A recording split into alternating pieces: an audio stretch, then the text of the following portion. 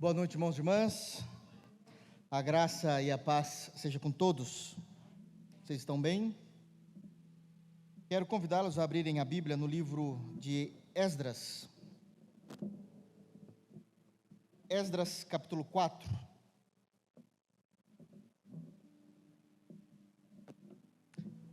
Nós iremos dar início nesse capítulo e vamos dar sequência nesta série de sermões que temos pregado no livro de Esdras. Hoje nós iremos ler do versículo de número 1 ao versículo de número 5. E com a graça de Deus, iremos expor o texto bíblico, amém? Esdras, capítulo 4, versos de número 1 a 5. Que o Senhor nos permita em graça, lemos o texto, entendemos o texto, crer no texto e aplicar o texto. Nós somos crentes em Jesus, amém? Todos abriram Esdras, capítulo 4, palavras escritas por Esdras, por meio do Espírito Santo, narrando todo o evento histórico do retorno do povo de Deus do cativeiro babilônico a Israel. E nós temos informações importantíssimas para a igreja do dia de hoje nesse texto. Embora seja um texto bastante antigo, nós temos informações, lições, verdades, destaques importantíssimos nesse texto. Devemos ouvir e entender nesse culto de doutrina e aplicarmos na nossa vida, amém? Diz assim a palavra de Deus, verso 1: Ouvindo os adversários de Judá e Benjamim, que os que voltaram do cativeiro edificavam o templo ao Senhor, Deus de Israel, chegaram-se a Zorobabel e aos cabeças de família e lhes disseram: Deixai-nos edificar convosco, porque, como vós, buscaremos a vosso Deus, como também já lhe sacrificamos desde os dias de Esar-Hadom, rei da Síria, que nos fez subir para aqui. Porém, Zorobabel, Jesuá e os outros cabeças de família lhe responderam: Nada tendes conosco na edificação da casa a nosso Deus. Nós mesmos, sozinhos, a edificaremos ao Senhor, Deus de Israel, como nos ordenou Ciro, rei da Pérsia. Então, as gentes da terra desanimaram o povo de Judá, inquietando-o no edificar. Alugaram contra eles conselheiros para frustrarem o seu plano, todos os dias de Ciro, rei da Pérsia, até ao reinado de Dário, rei da Pérsia. Amém. Feche teus olhos, vamos orar. Te damos graças, Senhor, porque o Senhor tem sido o nosso refúgio de geração em geração. Obrigado ao Senhor, porque o Senhor tem nos amado e por meio de Cristo nos chamou ao teu santo evangelho. Obrigado pelo perdão dos pecados, obrigado porque morrestes por nós, pelo teu povo. E assim o Senhor tem construído em nós a identidade de Cristo. Continua trabalhando em nós, para que possamos ser mais parecidos com Jesus. Por meio do teu Espírito Santo, Senhor, fala aos nossos corações. Nos revela o teu texto, Senhor, para que possamos aprender, crer e aplicar. E possamos sair daqui compreendendo mais a respeito da nossa vida cotidiana como crentes no meio de um mundo perverso. E que possamos agir da maneira como o Senhor espera que nós venhamos nos comportar como crentes em Jesus. É assim que nós oramos, no santo nome de Jesus Cristo. Amém. Irmãos, aqueles que têm acompanhado esta série de sermões que temos pregado no livro de Esdras, já ficou muito bem claro que Esdras ele é um livro que ele vai trabalhar prioritariamente não em questões espirituais e doutrinárias a respeito de como devemos crer, a respeito de como devemos viver naquilo que tange assuntos espirituais. Aliás, toda a Bíblia trabalha com esse conceito e temos pregado assim há muitos anos aqui, graças a Deus. Todavia, quando nós conseguimos abrir um livro histórico das Escrituras Sagradas, Esdras está dentro daquela divisão bíblica dos livros históricos, nós sabemos que essas narrativas, elas nos servem não necessariamente, também, mas não necessariamente, para nos mostrar doutrinas específicas, por exemplo, como as cartas de Paulo, as cartas de Pedro, do apóstolo João, que realmente vão desbravar e vão elucidar doutrinas importantíssimas para a nossa fé, Mas essas cartas, elas nos servem para, primeiro, entendermos a nossa história. Embora nós não sejamos judeus, por causa de Jesus Cristo, nós nos tornamos um único povo. Apóstolo Paulo vai dizer em Efésios capítulo 2, a partir do versículo 20, que tanto aqueles que vieram da lei de Moisés, aqueles que vieram do Antigo Testamento, como aqueles que são gentios, os nossos casos, onde nós reconhecemos apenas em Jesus, fez de dois povos um único povo por meio de Jesus. Então essa não por uma questão biológica ou de nacionalidade é a nossa história, mas por causa da fé em Jesus, nós entendemos que esse foi todo o progresso da história de Deus até que o Evangelho chegasse a nós. Então é importante nós entendermos esses pontos, características, essas narrativas, e uma vez que Deus aprove esses comportamentos, isso tem que também ser visto de uma forma teológica, delicada, mas prática para a igreja do dia de hoje. Amém? Então, existe uma serventia de comportamento prático, teológico para a igreja de hoje, aquilo que nós entendemos nesses livros históricos. E isso não tem fugido, nós temos aprendido e muito. Como eu disse, aqueles que têm acompanhado, já ficou bem claro que no capítulo 1 do livro de Esdras, nós já temos todo o decreto de Deus a partir de Ciro. Deus levantando Ciro e trazendo um decreto de como nós deveríamos nos comportar, como o povo judeu deveria se comportar no primeiro momento, para que eles pudessem retornar, e qual foi as ações tomadas por esse povo, e guardadas as devidas proporções daquilo que dá para ser utilizado por nós, tiramos essas informações e nos comportamos igual, porque isso glorificou a Deus. No capítulo 2, nós já tivemos toda aquela listagem que trabalhamos daquele povo que retornou. Capítulo 3, que terminamos na semana passada, foi falado a respeito do trabalho do povo de Deus para reconstruir o templo, uma vez que quando a Babilônia invadiu em 586 a.C. Israel, foi destruído tudo, desde o templo, todas as casas, a economia foi devastada, eles foram levados como escravos, cativos, pelo Império Babilônico. Por ali passaram 70 anos, de acordo com a contagem de Deus, com aquilo que Deus tinha decretado. Depois, contando a volta aconteceu em 3 fases, né? Com Zorobabel, com Esdras e com Neemias. Essas fases aconteceram em tempos distintos, e nós temos aí uma contagem de entre 92 a 94 anos para todo o povo retornar após os 70 anos de cativeiro. Ou seja, levou muito mais tempo o retorno deles do que propriamente dito o castigo de Deus, porque retornar e ter intimidade com Deus leva tempo, né? Leva tempo. Então, esses são os pontos clássicos daquilo que nós temos entendido dentro daquilo que a palavra de Deus tem nos orientado. Hoje, pela graça de Deus, nós vamos iniciar o capítulo 4, e também não foge essa narrativa daquilo que o livro se propõe a nos mostrar. Tanto a narrativa histórica do que estava acontecendo, como também o comportamento, a vida diária do povo de Deus, tentando de alguma forma viver para a glória de Deus num dia a dia comum. E isso é importante.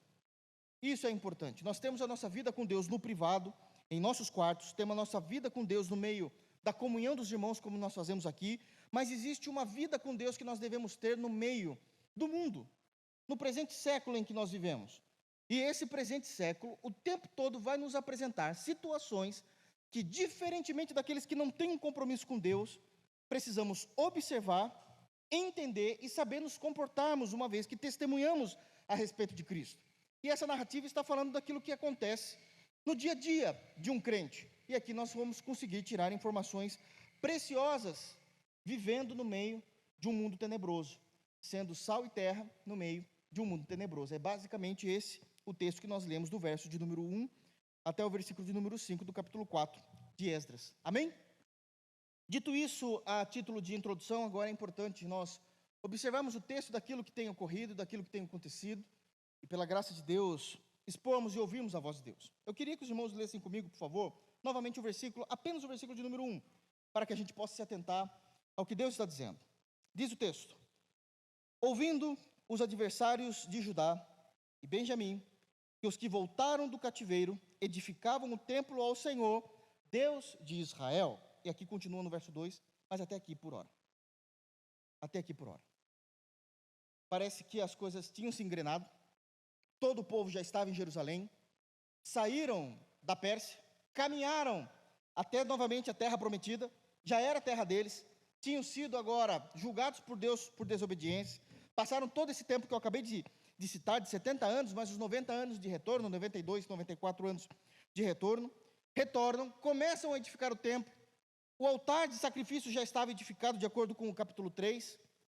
E aquilo, todas aquelas dificuldades que surgiram desde então, que eram dificuldades internas, a priori, tinham sido resolvidas. Sanadas as dificuldades internas, do verso 1 até o versículo até o capítulo número 3, do capítulo 1 ao capítulo 3, começa-se o capítulo 4. E agora a narrativa muda, a perspectiva muda. Aquele problema que era interno, agora passa a ser um problema externo. Não se fala mais das dificuldades do povo de Deus. Não se fala mais das dúvidas, talvez da demora do povo de Deus em engrenar para restabelecerem o culto. Agora o problema é externo. O texto é claro e notório. Se os irmãos prestaram bem atenção no que leram, no versículo de número 1, diz: os adversários de Judá e Benjamim. Sabemos que Judá e Benjamim é o nome dado ao reino do sul, aqueles que retornaram do Império Babilônico, visto que o reino do norte foi destruído pelo reino assírio. Quando nós pregamos o profeta Oséias, nós já entendemos a respeito de como Deus iria destruir todo o reino do norte. Mas ficaram apenas 2 tribos no reino do sul, que era exatamente a tribo de Judá, da qual vem nosso Salvador, Jesus, e a tribo de Benjamim, da qual veio Paulo, pregando o evangelho quando Deus o converteu. 2 tribos que surgiram personagens, obviamente que Jesus nem se compara com Paulo, muito acima de Paulo, mas personagens que trouxeram e foram de grande peso na história cristã. E o texto começa claramente dizendo que agora eram adversários que estavam observando o dia a dia do povo de Deus. E aqui eu já quero tirar uma primeira informação importante do versículo de número 1. Adversários existem e eles são maus. Adversários existem e eles são maus. Como pastor, eu já ouvi diversas vezes alguns irmãos dizendo: pastor, pela graça de Deus, eu não tenho inimigos. E eu não duvido do que você está dizendo. Fico feliz de ouvir essa frase da sua boca. Mas o fato de você entender que você não possui, o fato de você confessar que você não possui inimigos, não significa que essa seja uma realidade. Existem pessoas que naturalmente se tornam nossos inimigos, nossos adversários, simplesmente porque não gostam de nós. Nós nunca fizemos absolutamente nada, nunca plantamos nada na vida dela que a prejudicasse, nunca trocamos, às vezes, meia dúzia de palavras, mas o fato de sermos nós, ela nos odeia. Tem outro ponto. O fato de termos uma fé convicta em Jesus, e que andamos por meio dessa fé em Jesus, trilhamos os nossos caminhos por meio da nossa fé em Jesus, fazemos ou deixamos de fazer casos, eventos, situações, por causa da nossa fé em Jesus, e isso já basta para que essas pessoas se tornem nossos adversários. A nossa santidade, porque eu creio, somos santos em Jesus Cristo. A nossa santidade fere a impiedade de muitos dos nossos colegas, amigos, conhecidos, daqueles que estão ao nosso redor, seja no trabalho, na faculdade, na escola, na família. O fato de você deixar de fazer algo com eles, porque entende que aquilo é pecaminoso de acordo com as Escrituras, na luz das Escrituras, isso faz com que eles já não gostem de você. O texto aqui está dizendo que existiam adversários do Reino do Sul, adversários do povo de Deus que tinham retornado. E eles eram adversários por quê? Porque eles tinham ficado 70 anos fora da sua terra, e mais, no total, na terceira viagem de retorno, totalizando mais 92, 94 anos de retorno. Foram anos suficientes para que a terra devastada de Israel fosse tomada por outros povos. Foram anos suficientes para que estes povos que tomaram posse da terra de Israel construíssem uma sociedade, construísse uma economia, desse àquela terra o nome de uma outra cidade. De repente, esse povo, amando de Deus, é liberto por Ciro. Ciro manda eles retornarem, reconstruírem o templo, que é o centro da religião dos judeus, e que eles façam daquela terra a morada deles, porque Deus seria Senhor sobre eles naquele lugar. Israel. Jerusalém, principalmente, a capital. Vocês imaginam como é que aqueles povos estavam encarando esse retorno. E outra, eles não estão chegando como convidados. O povo de Deus não chegou ali naquela terra como alguém que mudou de uma cidade, indo para uma cidade desconhecida, como muitas vezes acontece por causa de trabalho.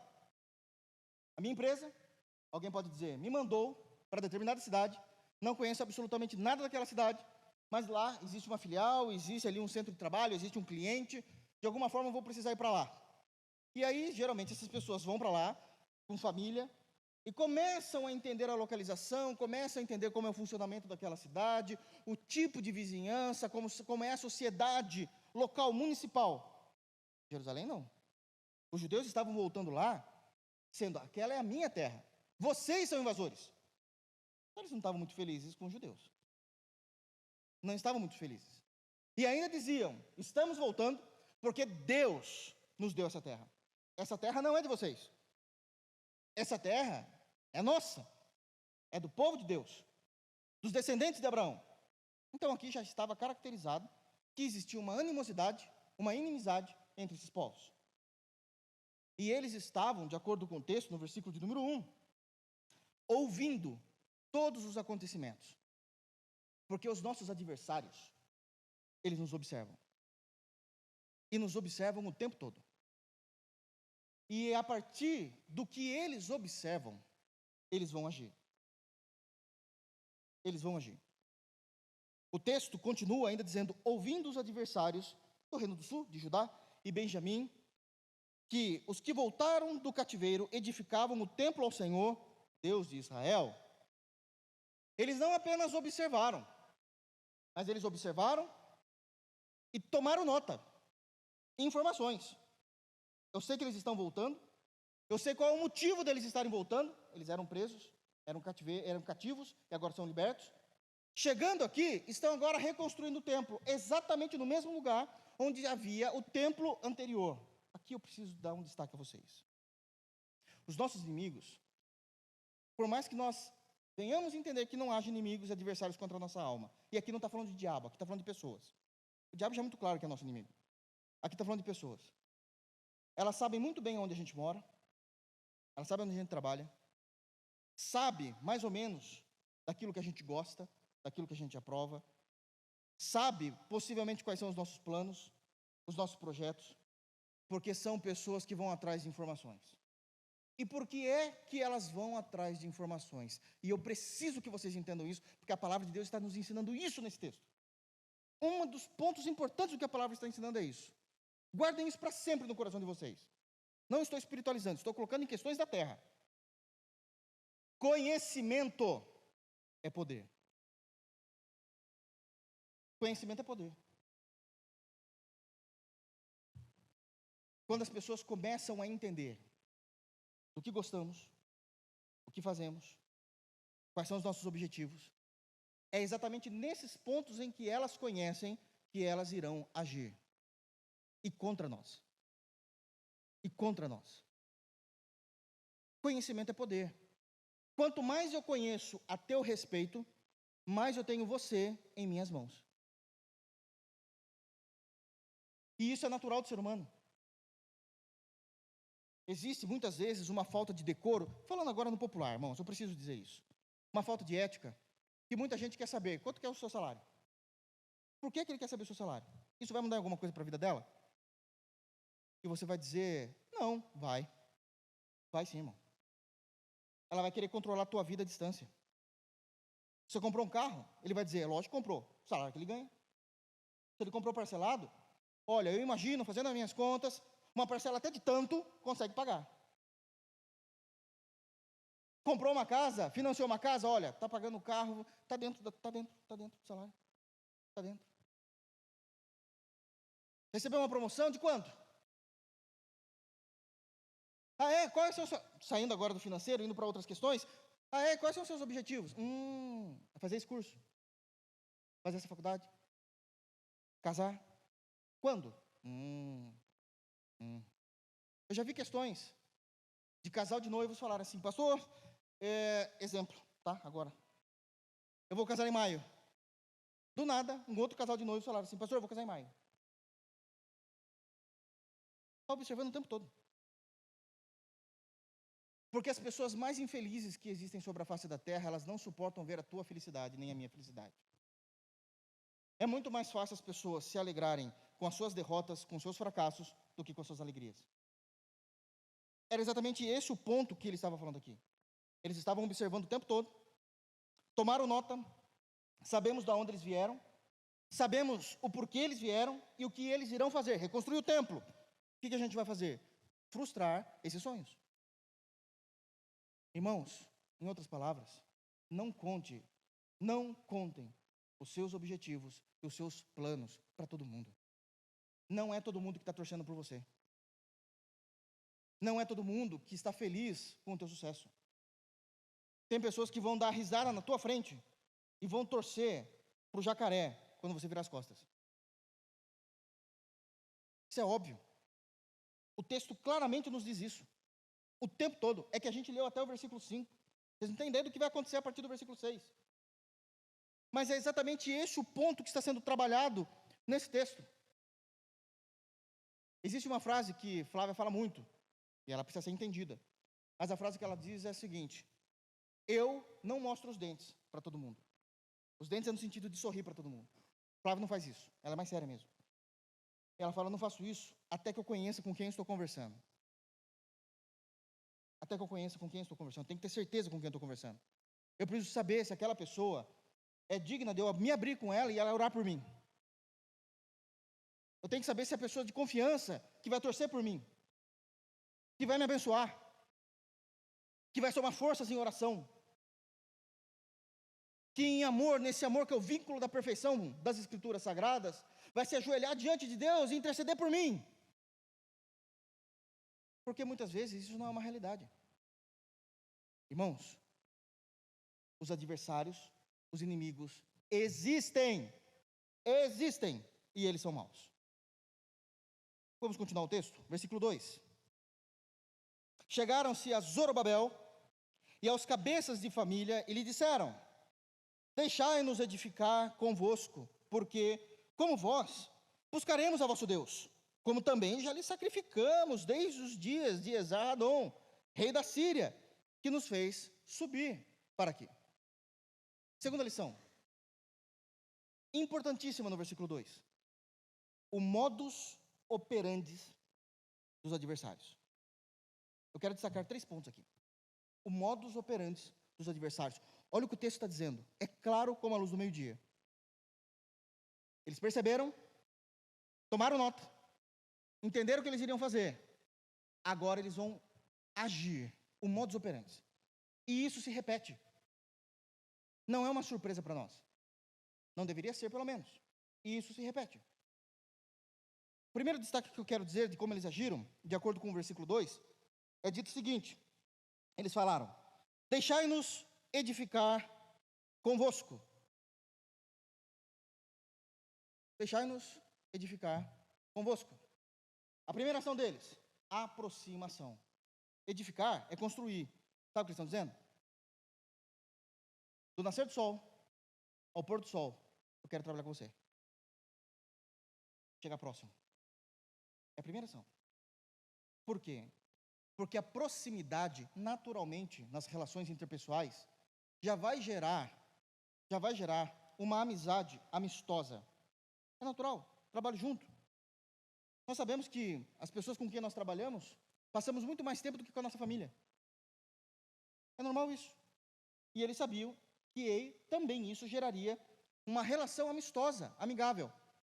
Mas uma geração amistosa vai gerar uma relação íntima, de confiança, de amizade profunda. É a primeira coisa que eles querem. Deixa a gente trabalhar com vocês. Todo dia a gente vai estar aqui, no horário. Nós vamos te ajudar. E papo para boi dormir, irmãos. Eles nem criam em Deus. Eles estavam totalmente negando o retorno do povo de Deus. Mas eu quero me aproximar de você. Vamos estabelecer uma comunhão? Vamos estabelecer? Segunda ação, o segundo destaque, ainda no versículo 2. Porque como vós, eles disseram, buscaremos a vosso Deus. Primeiro é a aproximação.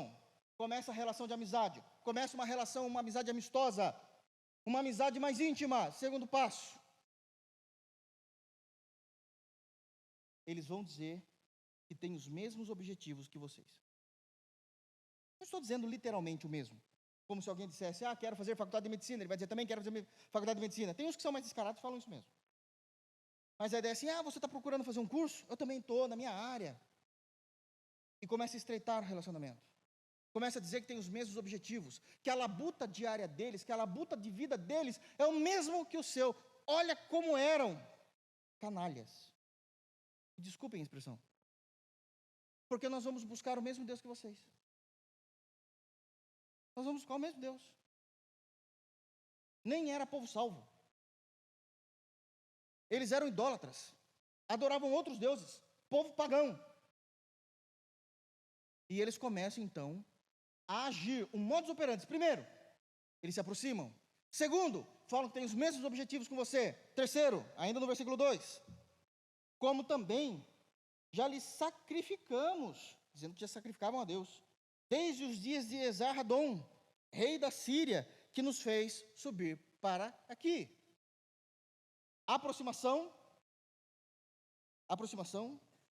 mesmo objetivo, e agora, o mesmo parecer de vida. Eu também concordo com vocês. A gente já sacrificava, vocês estão fazendo isso porque vocês vão sacrificar ao Deus de vocês, né? Sim, com certeza. É o culto que nós prestamos ao nosso Deus. Então, a gente já faz isso. A gente já se faz. Olha quantas coisas em comum. A gente já faz isso, faz tempo, de acordo com o que eles estão falando aqui. Há muito tempo. Cuidado com isso, irmãos. São pessoas que aparecem, se achegam em nossas vidas, de quietinho, sorrindo, se aproximam, constroem uma amizade um pouco mais íntima, diz ter os mesmos objetivos, o mesmo parecer, mas se a gente prestar atenção, o tempo todo está nos afastando de Deus. O tempo todo está nos inibindo de se tornarmos cristãos valorosos. Se a gente olhar o histórico, nunca nos trouxe para mais perto de Deus. Nunca fez de nós crentes melhores. Nunca. E a gente não consegue perceber se nós não estivermos atenados às Escrituras. Cuidado com isso. Adversários existem, eles são maus e eles têm um jeito de operar, um modo de operar. Eles se aproximam, confessam ter os mesmos objetivos e confessam ter os mesmos pareceres para tirar o máximo de informação possível, porque conhecimento é poder e com aquilo que ele sabe de vocês, ele pode te destruir. E mesmo que você diga, mas pastor, não tem nada para saber de mim. Eu sou um homem, eu sou uma mulher, uma irmã pode dizer, graças a Deus, piedosa diante da palavra. Não estou dizendo isso, irmãos.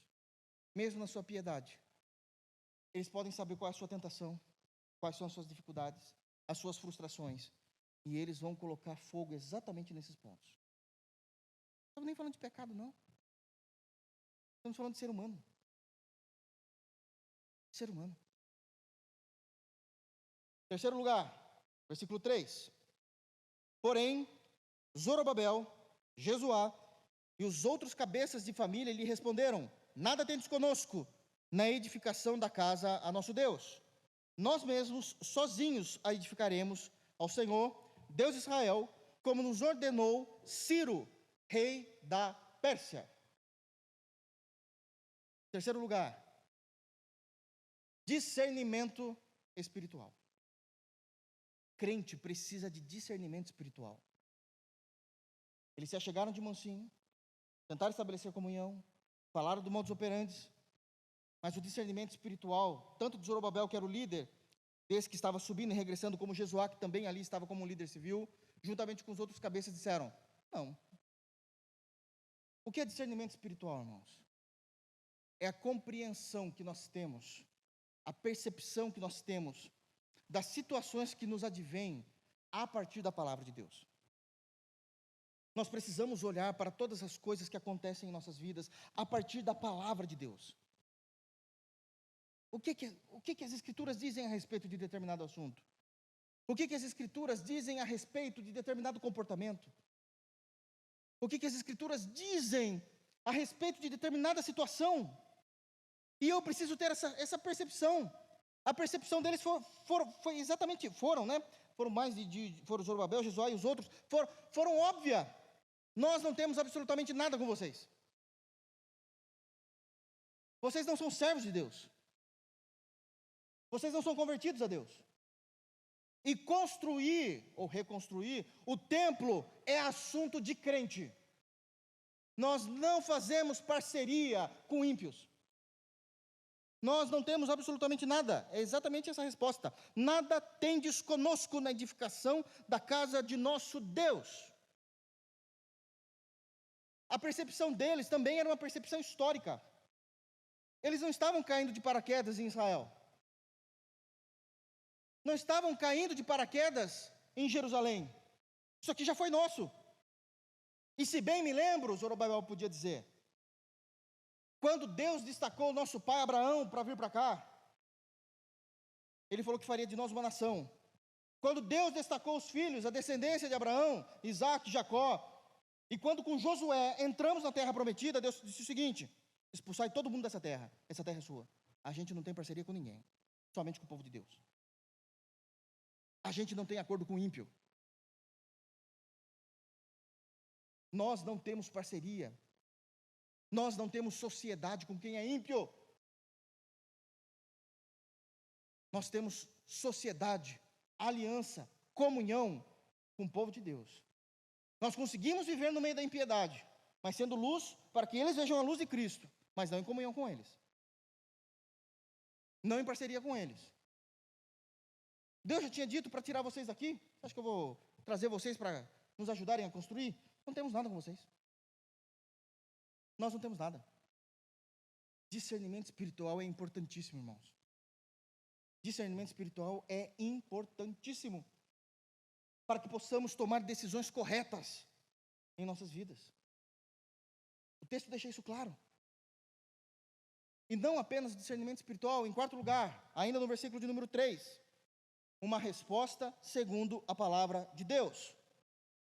A casa de nosso Deus, nós mesmos sozinhos a edificaremos ao Senhor, Deus de Israel, como nos ordenou Ciro, rei da Pérsia. A resposta de Zorobabel, a resposta de Jesuá, a resposta dos outros cabeças de tribo, não foi uma resposta politicamente correta. Não foi uma resposta popular. Foi uma resposta baseada em numa posição firmada das Escrituras, da teologia. Hoje em dia, se isso acontecesse, já estou vendo, sendo colocado nas redes sociais, nas mídias sociais. Olha lá, crentes intolerantes, evangélicos intolerantes, não toleraram a raça, porque aqui eram outros povos, não toleraram a história de um povo naquela terra. Não, mas aquela terra sempre foi nossa. Não, isso não conta, só conta essa parte boa. A terra, eles estavam morando lá. É assim que funciona. As matérias hoje é tudo cortado pela metade, vocês sabem disso. A matéria é contada de acordo com aquilo que você quer falar, não de fato com o que ocorreu. Foram intolerantes com a cultura que estava naquele lugar. Zorobabel, Jesuá e os cabeças de tribo não estavam preocupados em serem populares. Eles estavam preocupados em manter a pureza das Escrituras, a pureza do povo de Deus. Não, nós não temos nada com vocês, e quem vai fazer isso aqui somos nós, sozinhos, sem parceria nenhuma. Não é gostoso de ouvir isso, mas é bíblico. Posição firmada. Eu sei em quem eu tenho crido, eu sei o que as Escrituras dizem, eu não vou abrir mão da fé, eu preciso seguir esse caminho. Não vou fazer exatamente isso. Não irei.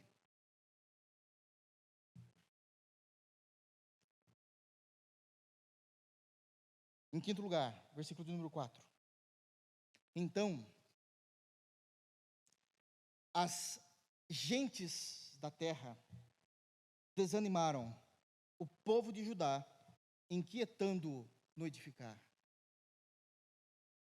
Não é à toa que Paulo, ao escrever a carta de 1 de Coríntios, capítulo 1, no versículo 10, ele escreve dizendo assim aos irmãos de Corinto: tendes vós os mesmos pensamentos.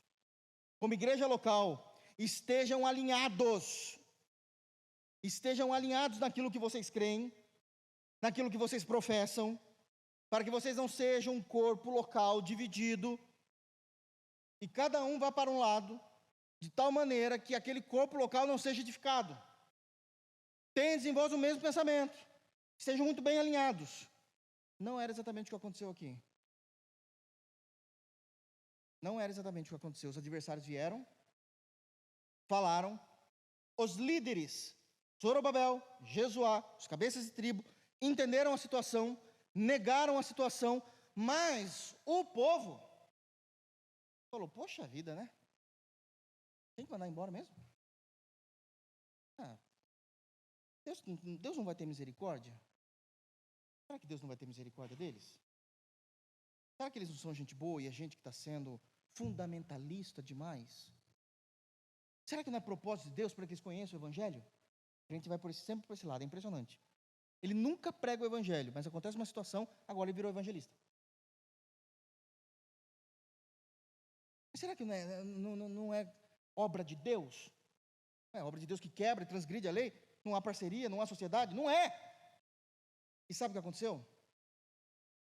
Aquele povo, não os líderes, nem Zorobabel, nem Jesuá, nem os cabeças, mas as famílias, a aglomeração do povo de Deus, deram ouvidos e foram levados. E sabe o que aconteceu? Aquele povo que estava animado no capítulo 3, onde todos se reuniram, todos vieram, não somente os representantes das famílias, mas todos vieram para reconstruir o templo, lembram-se disso? Um capítulo anterior, um capítulo antes, diz o texto, que desanimaram.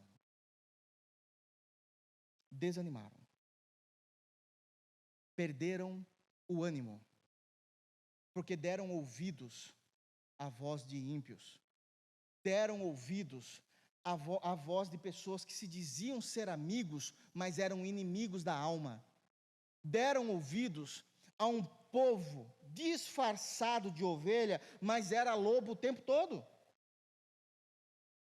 e ao darem ouvidos, desanimaram do seu progresso espiritual para com Deus. Está no texto.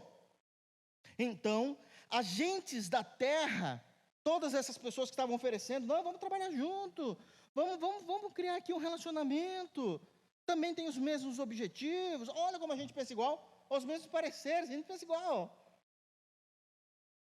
Se infiltraram, mesmo os líderes não gostando, mas viu, a minha casa mandou eu, e é verdade.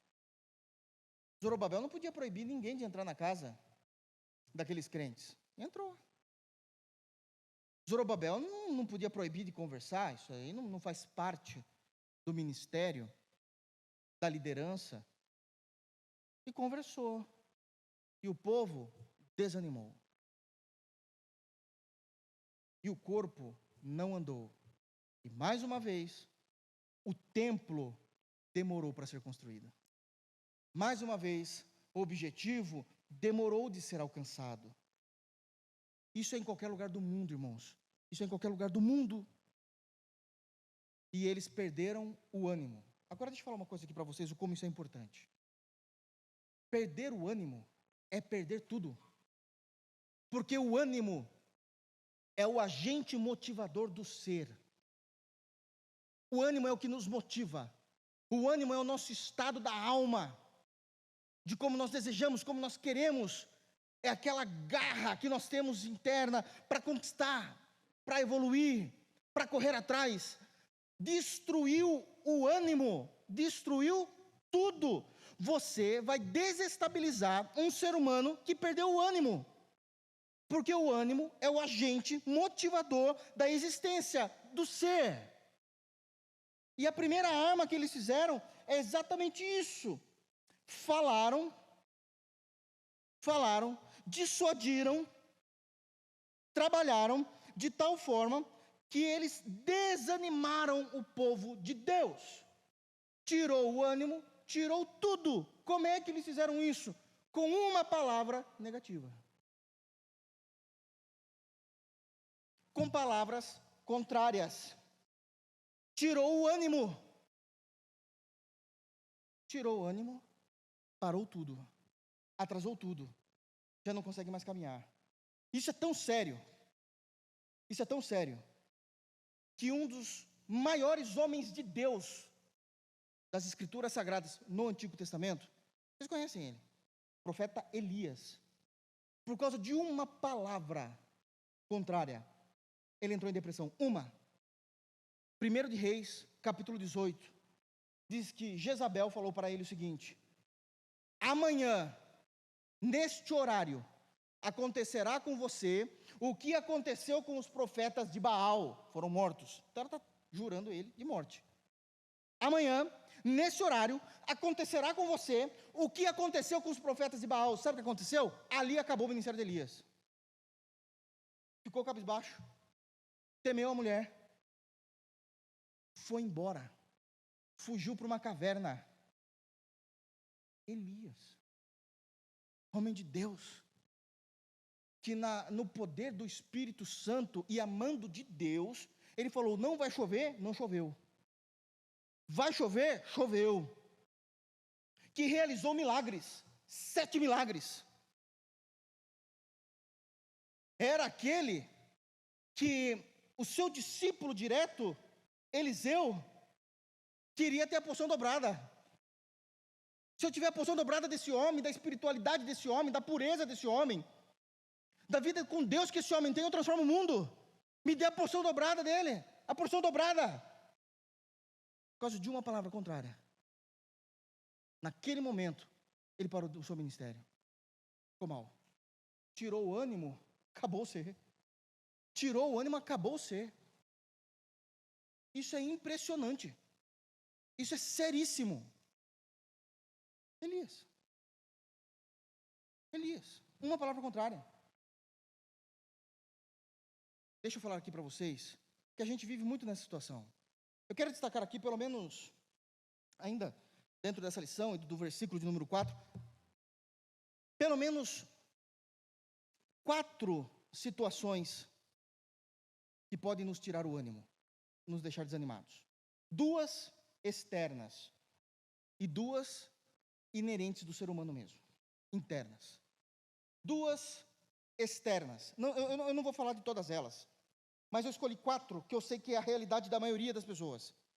As primeiras 2 externas. A primeira, que podem tirar o ânimo do ser humano: situações ou condições patológicas. Estávamos indo bem, meus sonhos estavam para se realizar. Infelizmente, no momento da minha vida, um diagnóstico de uma doença crônica. E aquilo pode fazer eu perder o ânimo da vida. Pode me fazer eu perder o ânimo dos meus sonhos, daquilo que eu queria construir, de quem eu queria ser em Deus. Cuidado com isso.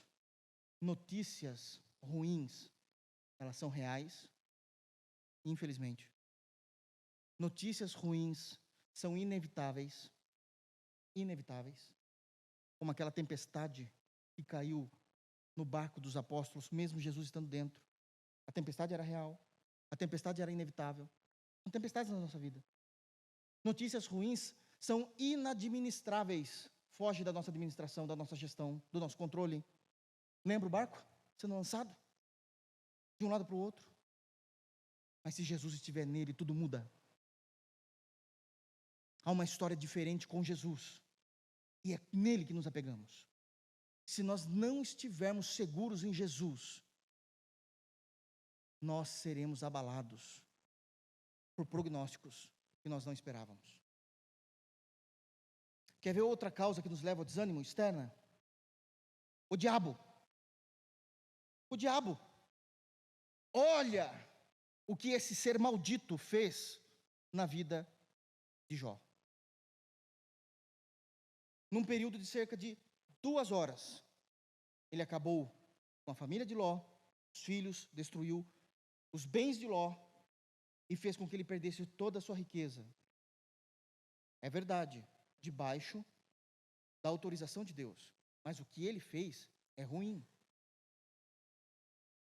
Situações da vida que não são necessariamente prognósticos de doenças, mas situações da vida que muitas vezes são direcionadas como flechas do diabo sobre nós, podem fazer a gente desanimar. Para a glória de Deus, Jó era um homem de Deus. E ele disse tranquilamente: nu eu saí do ventre da minha mãe, nu eu voltarei. Bendito seja o nome do Senhor. Se ele não tivesse essa maturidade, ele iria sucumbir. Duas questões inerentes que podem nos levar ao desânimo. Duas questões. A primeira, a nossa impaciência. Não sou uma pessoa paciente, pastor. Esse é um problema. Você vai cair em desânimo. Porque o impaciente, ele não espera na esperança. Ele não consegue aguardar o agir de Deus. Ele acha que tudo tem que acontecer no dia que ele quer, da maneira que ele quer e da forma como ele planejou. Se isso não acontecer, a bênção pode estar na semana que vem, para ele não importa, acabou a vida para mim. E ele começa a viver como se fosse um perdedor o tempo todo. Você vai ter depressão, você não vai conseguir se controlar e você pode morrer. Porque se você perder o ânimo por ser impaciente, você pode ir a óbito, isso é sério. Pode ser que você diga, isso não acontece comigo, mas acontece com milhões de pessoas. Pessoas que não têm paciência, que são ansiosas. Isso pode destruir o seu equilíbrio emocional. Segundo destaque, daquilo que é inerente do ser humano e pode nos desmotivar, tirar o nosso ânimo na nossa caminhada de fé. A maneira errada de enxergarmos a vida. A maneira errada de enxergarmos a vida. Palavras de Jesus, Mateus capítulo 6, versículo 22, ele diz: os olhos são a lâmpada do corpo. Se os seus olhos forem bons, todo o teu corpo será luminoso. Os nossos olhos são a lâmpada de quem nós somos. Nós precisamos observar todas as coisas a partir da palavra de Deus. Se os nossos olhos forem ruins, todo o nosso corpo estará em trevas, nós cairemos em desânimo. Não veremos esperança em absolutamente nada.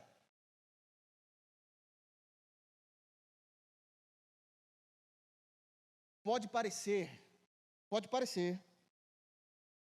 que aqui ninguém sofre disso. Espero que não. Eu espero que não, em nome de Jesus. Mas há muitas pessoas com problemas porque perderam a esperança, a razão de viver, perderam o ânimo de vida. Isso desconstrói a pessoa.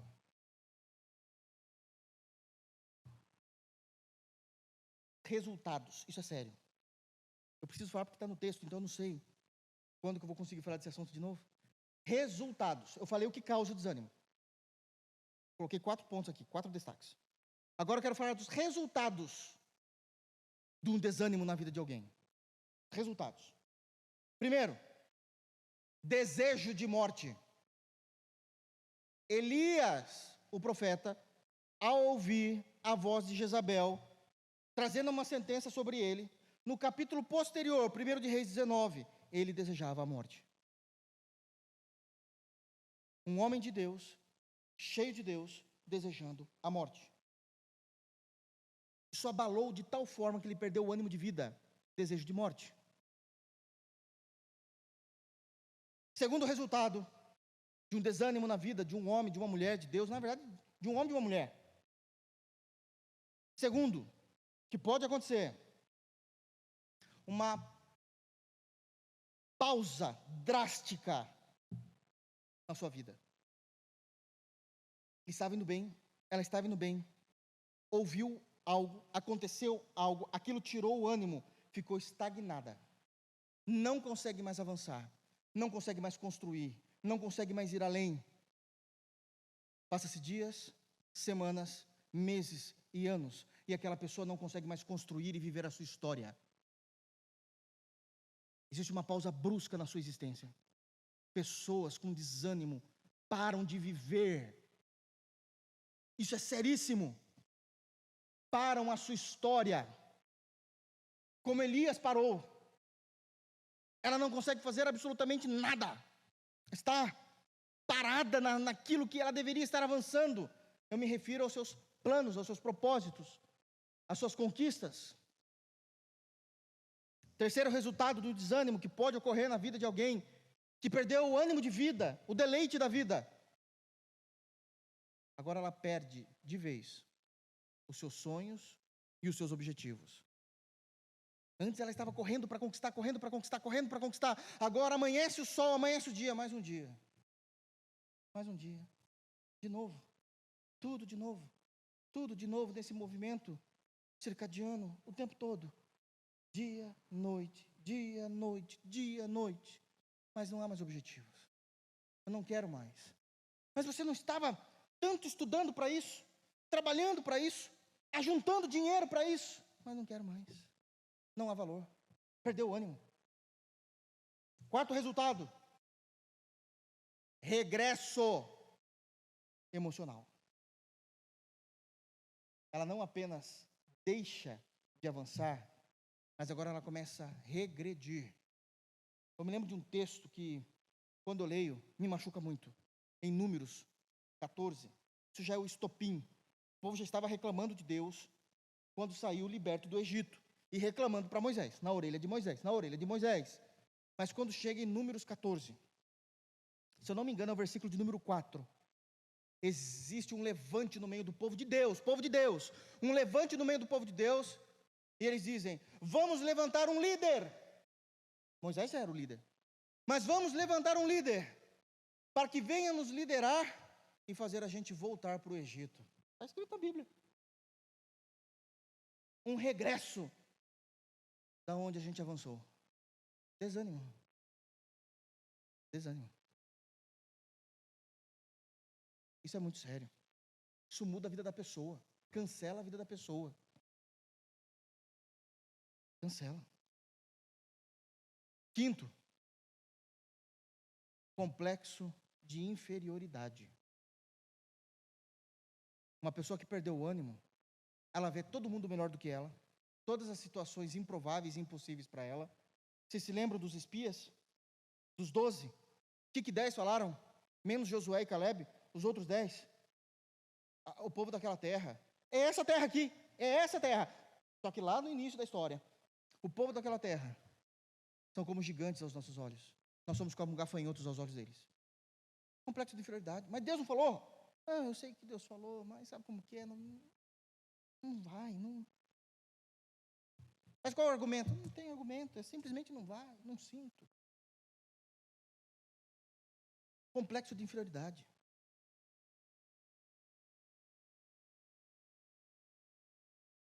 Um resultado terrível da falta de ânimo.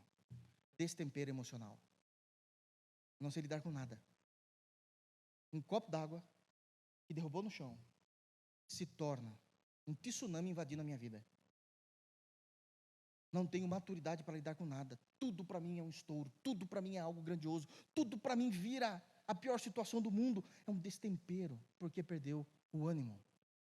Isso é sério. Pastor, eu entendi. Está muito claro no versículo 4. Entendi o que causa desânimo. Entendi os resultados do desânimo. Mas o que cura o desânimo? Eu quero citar algumas coisas aqui para os irmãos. Baseado no versículo 4.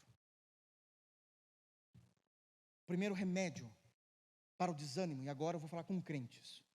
O primeiro remédio para a vida de desânimo na existência de um crente é: tenha fé em Jesus. Tenha fé em Jesus. Evangelho de João, capítulo 16, versículo 33. Jesus disse: no mundo tereis aflições, mas tende bom ânimo. Eu venci o mundo. Isso significa que a vitória de Cristo, não por mérito, por graça, também é nossa. Também é nossa. Agora preste atenção no que Jesus está dizendo. No mundo tereis aflições. A gente não pode ser uma geração, eu sei que existe essa geração, a última inclusive, mimimi.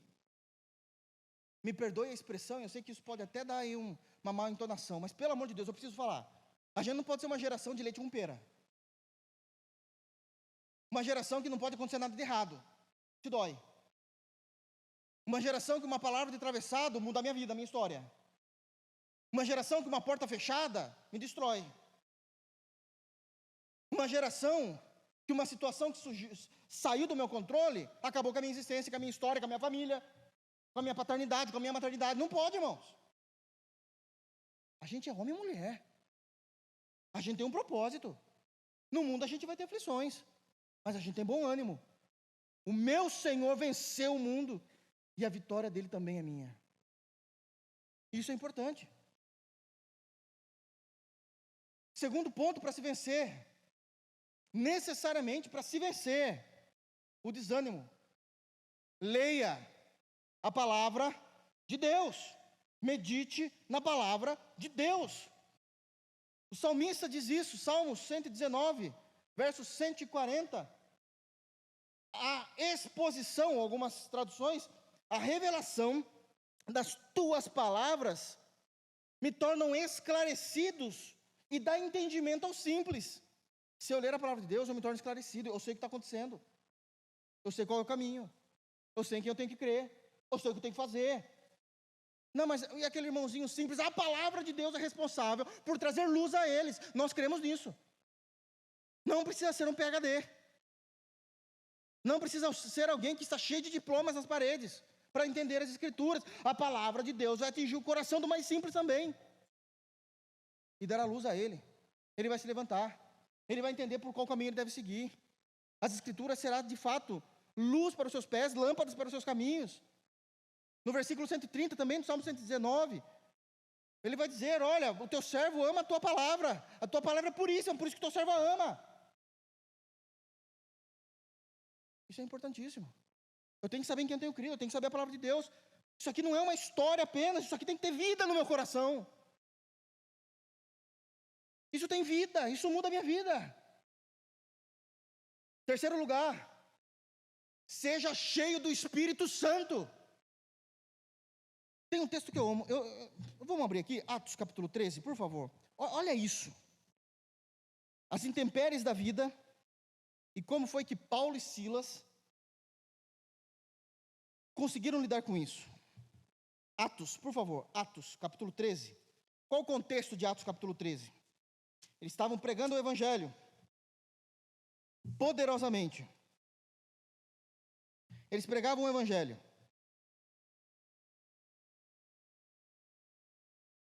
No versículo, e ali, conforme eles pregavam,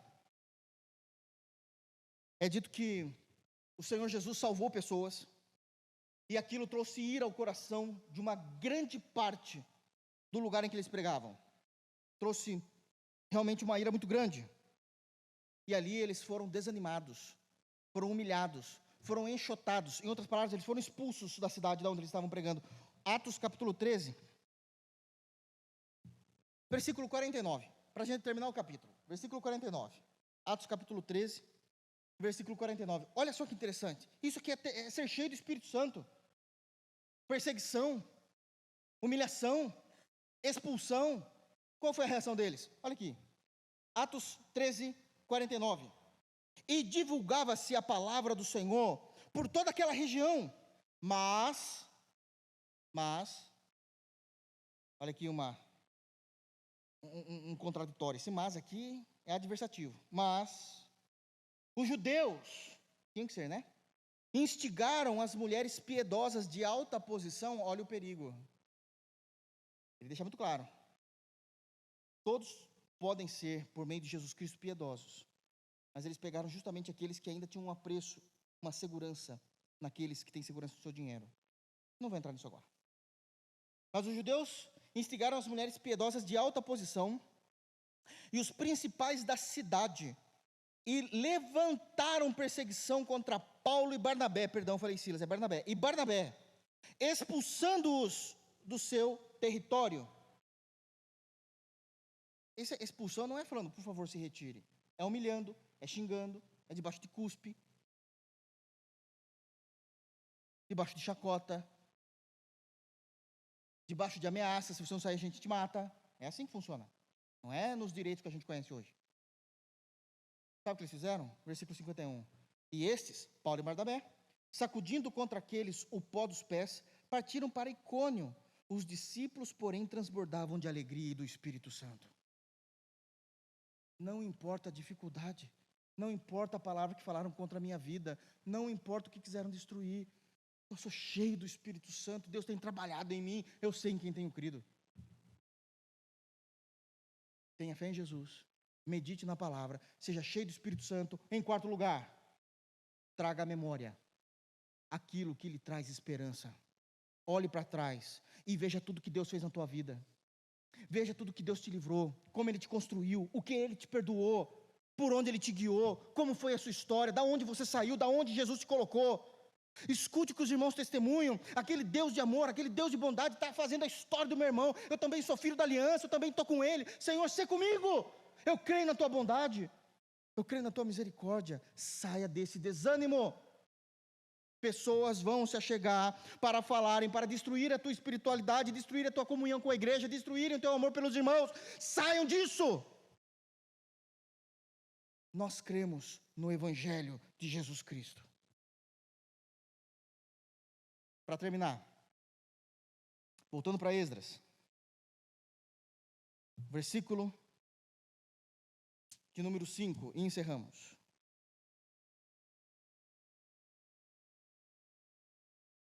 Versículo 4. Então os agentes da terra desanimaram o povo de Judá, inquietando-o no edificar. 5.